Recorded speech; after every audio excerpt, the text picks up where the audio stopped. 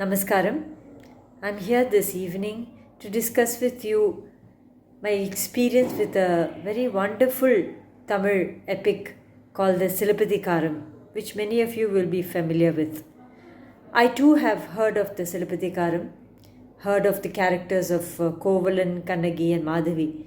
But like most Bharatanatyam dancers, most of my exposure in the theory of Bharatanatyam was very Sanskrit related. All the topics that I studied had reference to the Natya Shastra or the Abhinaya Darpana. So it was many years after I left Kalakshetra and I started my bachelor's, my master's and my PhD work under Dr. S.Raghuraman that I came in touch with many Tamil works. How I got to work on the Silapadikaram is an interesting story. In the last few years, I was forced to take a short, you might call sabbatical from my dance performance because of an injury. It was the first time I had stopped dancing in a very long time since I had started learning and dancing. And after a few months, I went to Raghuraman sir and I said, "Sir, we have to do something. I think I'll go crazy if I don't dance or do anything related to dance, because at that point I couldn't even teach." And he said, he didn't give me any room for pity. He said, "Yes, let's. This is the best time. I think this is something that is in your destiny. So take it as a positive thing. Let's look at a Tamil text and why don't you attempt a translation?" So I said, "Sir, then will you suggest the text?" And he said, "Well, why don't we start with the Silapadikaram? Because the Silapadikaram has so much of dance information which is important for dancers and which many dancers don't even know about today. Let's start with one of those chapters or one of those what they call Kades, the Arangetra Kade." And I said, "Well, sir, the knowledge of Tamil is very less. I don't think I can even do this translation." And he said, "Well, that's what I'm here for. I'm going to read the Tamil line by line. It is a kind of Tamil which even people who speak Tamil will find difficult to understand. So I will explain it to you and then you will then attempt a translation." So this is how this project began. So I would go to Raghuraman sir's house every day and we would work line by line on this chapter called the Arangetra Kade, where I would then go back home and do the English transliteration of the lines, followed by a word-to-word explanation, and then whatever sir explained as the entire meaning, I would then pen down and run it by him. So this continued for a few weeks as an exercise, and once I started feeling better and once I started getting more involved in the translation, I was amazed to find what a vast amount of information we have been almost deprived of in our dance education. Because the Silapadikaram, which we can trace back to about 2 AD, an epic written by Ilango Adigal, is not only an epic, a story of or the love triangle or the relationship between three characters, Kovalan, his wife Kannagi, and the courtesan or the dancer Madhavi, but it also gives us many technical names and training that the dancer underwent, and that and the folk forms and the dance forms which existed in those times. So in a way it is you might say that it is a treasure of memory from the past, cultural memory, which tells us what the cultural and art scene was like in those days. There were 2 commentaries which were written on this text, which helps us further understand many of the dance and musical terms which are given there. And the commentaries are by Arumpada Urayasariyar of 10 AD and Adiyarku Nallar of 12th century, 12 AD. And of course, these commentators came almost 1,000 years later, and they helped decipher some of the technical terms which were given by Ilango Adigal, because you must remember that finally Silapadikaram is an epic and not a dance theoretical text. So some of the terms which he used have been explained further and given much detail by both these commentators who came 1,000 years later. So how we have gone about this work is, we decided to take, as I mentioned earlier, one section of the Silapadikaram called the Arangetra Kadai. Now, before even I go into the Arangetra Kadai, I think it would be interesting for you to know that the Silapadikaram has almost 6,000 lines, and it is broken up into 3 books. It is called the Puhar, the Madure, and the Puhar, Madure, and Vanchi Kandam. In these books, you have further division of cantos or kades, and what we call song cycles. So altogether, the kades and the song cycles come to about 30. And the very first introduction to the character called Madhavi is in a canto called the Arangetra Kade, which talks about the dancer Madhavi's Arangetram, how she was trained, what are the aspects of dance she was supposed to have learned, who are the musicians, and what is the knowledge that the musicians are expected to possess. What about the poet who's involved? Does he just write the lyrics and go? No, he has to have an understanding of music and dance. So it is very true, you see from reading this, that the idea of Iyal Ise Nadagam was very, very was a paramount concept which was very much in use in those days. So the translation that I have attempted, with definitely the complete guidance of Dr. S.Raghuraman, is to take the Arangetra Kade, which has 175 lines and which, as I told you earlier, speaks about Madhavi's exposure to the art form, to the Kuthu. We have given a word-to-word translation of Ilango Adigal's 175 lines.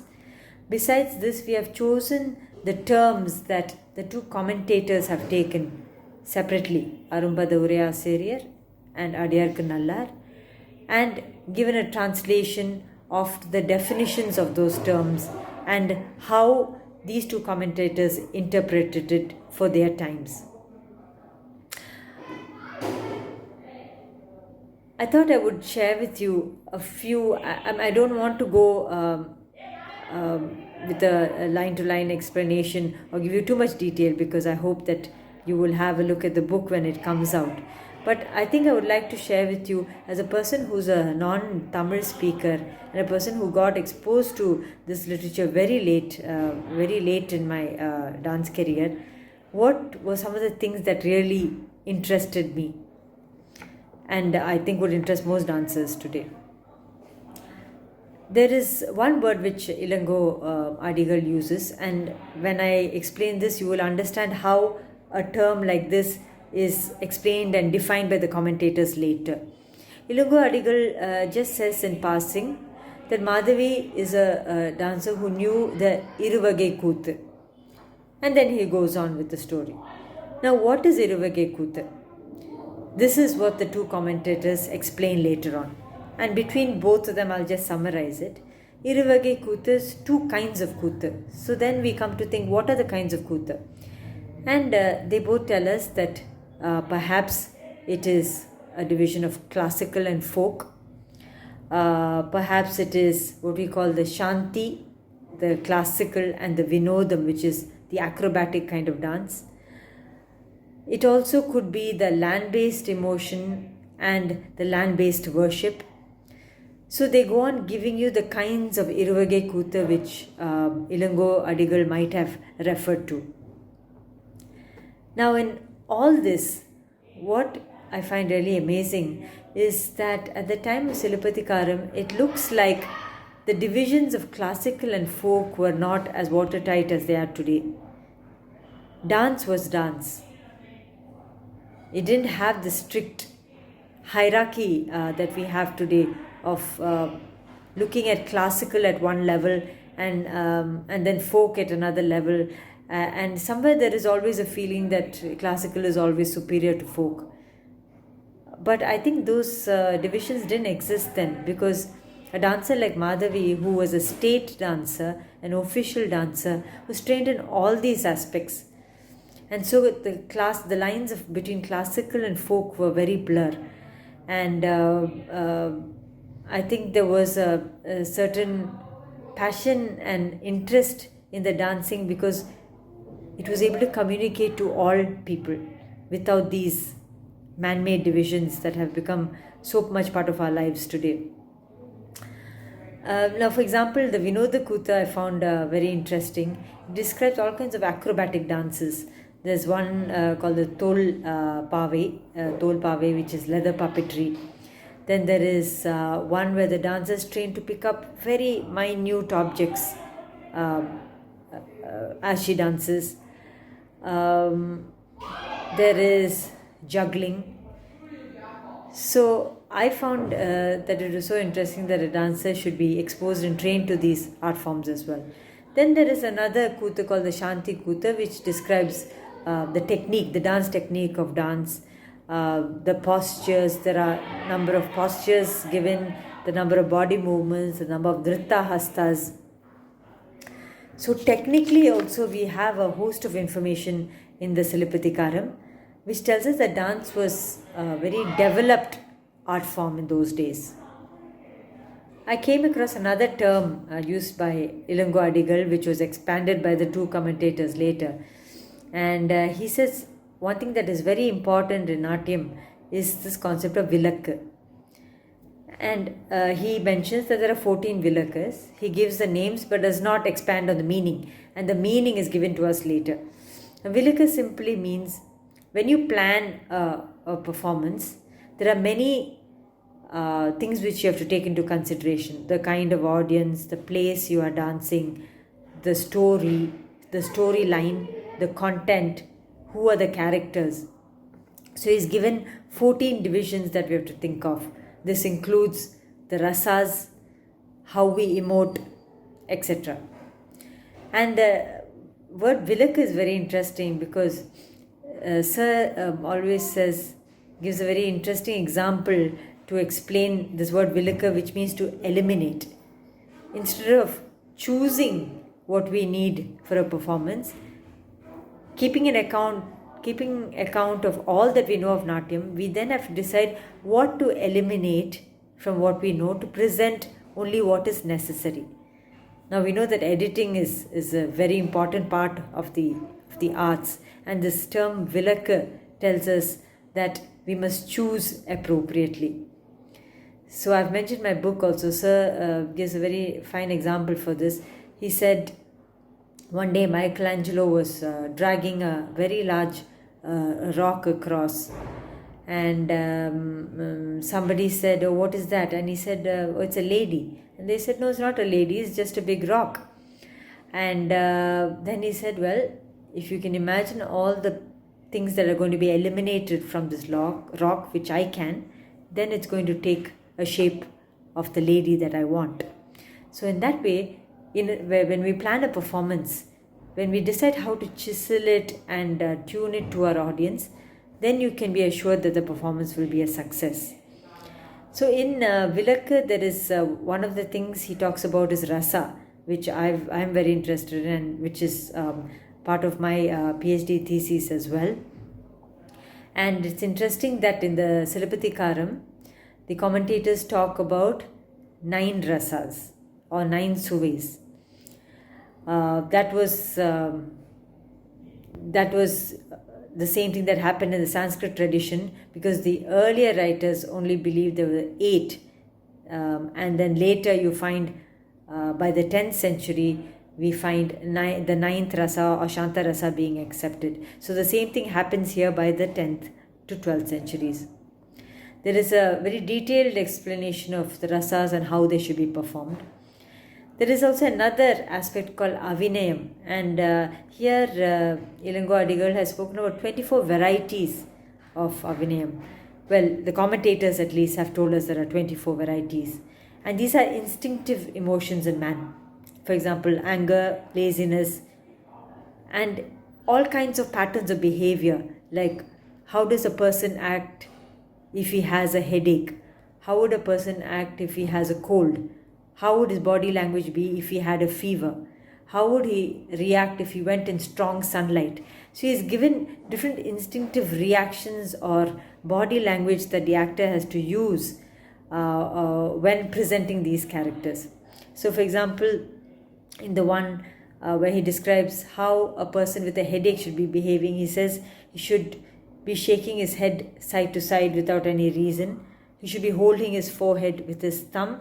He should have sunken eyes, and he should look drawn. So like this, every instinctive emotion or instinctive reaction of Avinayam, the 24 varieties, are described in detail. We find another interesting piece of work which can be used as one piece in a repertoire, or can be expanded to even create dance drama, and this is the concept of Varikolam. I won't go into much detail on the story, but in Varikolam, Kovalan, the main character, is upset with Madhavi and tells her friend who's come to try and patch up the relationship between them. He says, I don't believe women. Okay, they have a pretended way of behaving, and he enumerates 8 ways in which these women pretend to love the man or entice the man, and this is called the Varikolam, pretended emotion. Example of that is the Kankuda Vari, where the woman wants the attention of the man, but she doesn't want to ask him directly. So she comes in a rush to him and says, did you call me? I thought I heard you call my name. The man was not doing anything. He was sitting quietly on the side. But the woman who wants to pique his interest and move his attention towards her, then uses this as a way of getting his attention. So like this, he enumerates 8, of which one of them is where the woman goes crying to the neighbor, saying, I can't live without him. Without him, there is no life, and then she pretends to faint. And Kovalan says that this is all pretended behavior of women. There is another interesting area called the Padinoradal, or the 11 kind of dance forms that Madhavi learnt. We don't know exactly what Madhavi performed for the Arangetram, what are all the items that she performed, but we know that she was expected to have a knowledge of all the things I've mentioned earlier. And one of them is the Padinoradal, or the 11 dances, in which you have mythological stories of Shiva, Durga, Muruga, all in the context of battle. So I think I've shared a little bit with you about what is offered in the Silapadikaram. I think it is time we go back to the Tamil roots and try and see what Kuthu was like in those days. It gives us an idea of how far we have come, and the rich cultural heritage that we have inherited, and how then we wish to take it forward. I hope the book Silapadikaram and its translation comes out very soon. And without Raghuraman sir taking such an interest in Tamil literature and with such passion, I don't think many of us would be exposed to such text. So, hope to see you all when the book is released. Namaskaram.